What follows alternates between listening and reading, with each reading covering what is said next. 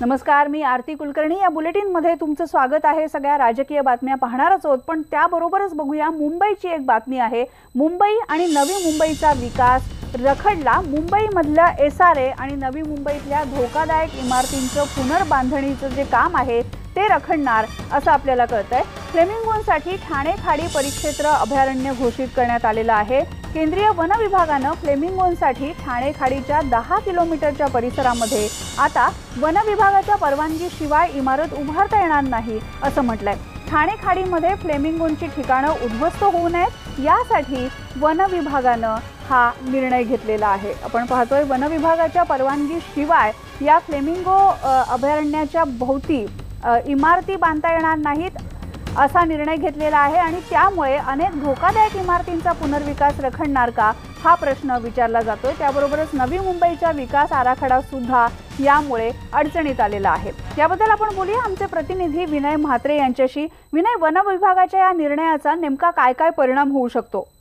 नक्कीच आरती, आपण पाहिलं की मुंबईतले जे ठिकाण आहेत म्हणजे एंटॉफिल असेल किंवा जी ठाणे खाडीपूल आहे, ठाणे खाडीपुलाच्या दोन्ही बाजूला म्हणजे ऐरोलीचा असेल आणि मुलुंड असेल, त्याचबरोबर खारघर पर्यंत म्हणजे वाशी, ऐरोली, बेलापूर आणि खारघर ह्या सगळ्या खाडी किनारी जो आहे ठाणे खाडी आहे त्या खाडीच्या याच्यावर फ्लेमिंगोची खूप मोठ्या प्रमाणात फ्लेमिंगो येत असतात आणि त्यांचं संवर्धन होण्यासाठी, फ्लेमिंगो वाचवण्यासाठी तिथलं पर्यावरण आणि ह्या सगळ्याचा विचार करून हा केंद्रीय वन विभाग आणि राज्य वन विभागाने हा निर्णय घेतलेला आहे। हा निर्णय एवढा मोठ्या प्रमाणात आहे त्याचे परिणाम नक्कीच डेव्हलपमेंट वरती होणार आहे। कारण मुंबईतला मुलुंड पासून तर मुंबईतला कुर्ल्यापर्यंत हा सगळा परिसर जो आहे किंवा माहुल पर्यंतचा हा सगळा परिसर, हा ते 10 किलोमीटरचा परिसर जो आहे खाडी किनाऱ्यापासूनचा, हा पूर्णपणे ह्या ठिकाणी डेव्हलपमेंट करता येणार नाही।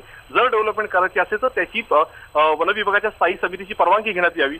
याचबरोबर मुंबईचा तर सगळ्यात मोठा भाग यामध्ये आलेला आहे, त्याचबरोबर नवी मुंबई तर पूर्णपणे ह्या सगळ्या पट्ट्यामध्ये आलेले आहे। त्यामुळे 10 किलोमीटरच्या परिसरामध्ये मुंबईतल्या 10 किलोमीटरचा परिसर आणि नवी मुंबईला 10 किलोमीटरचा परिसर, या सगळ्या परिसरामध्ये आता पुनर्बांधणीचा प्रश्न असतील, एसआरएचे मुद्दे असतील किंवा नवीन इमारत जर कोणती बांधायची असेल तर त्याची परवानगी ही वन विभागाकडून घेतली घेणं बंधनकारक आहे। आता सगळ्यात महत्वाचा भाग आहे की वन विभागाकडून अशा पद्धतीची इको सेन्सिटिव्हची जी परवानगी असते ती मिळवणं खूप जिकिरीचं काम असतं। ते पाहता आता ह्या सगळ्या परिसरामध्ये नवीन विकास करताना किंवा डेव्हलपमेंट मात्र ही पूर्णपणे रखडली जाण्याची शक्यता आहे। त्यामुळे एक चिंतेचं वातावरण नक्कीच विकासकांमध्ये तर आहेच, परंतु सगळ्यात महत्वाचं एसआरए मध्ये राहणारी जी झोपडपट्टीमध्ये राहणारा किंवा घरांमध्ये नागरिक असतील किंवा नवी मुंबईमध्ये सिडको घरांमध्ये राहणारे ज्यांची पुनर्बांधणीचे प्रस्ताव अनेक वर्ष रखडले आहेत, यांना मात्र याचा फटका बसणार आहे। कारण आता हा ते इको सेन्सिटिव्ह झोन जिथपर्यंत होत नाहीये तिथपर्यंत हा नियम बंधनकारक राहणार आहे। त्यामुळे नक्कीच हा मुंबईचा परिसर आणि नवी मुंबईच्या परिसराला, त्याचबरोबर ठाण्याचा काही परिसर आहे, यांना या निर्णयाचा मोठा फटका बसणार आहे। बरोबर, धन्यवाद या माहितीबद्दल विनय। वन विभागाच्या या निर्णयामुळे परिसरामधली बांधकामं रखडण्याची शक्यता आहे।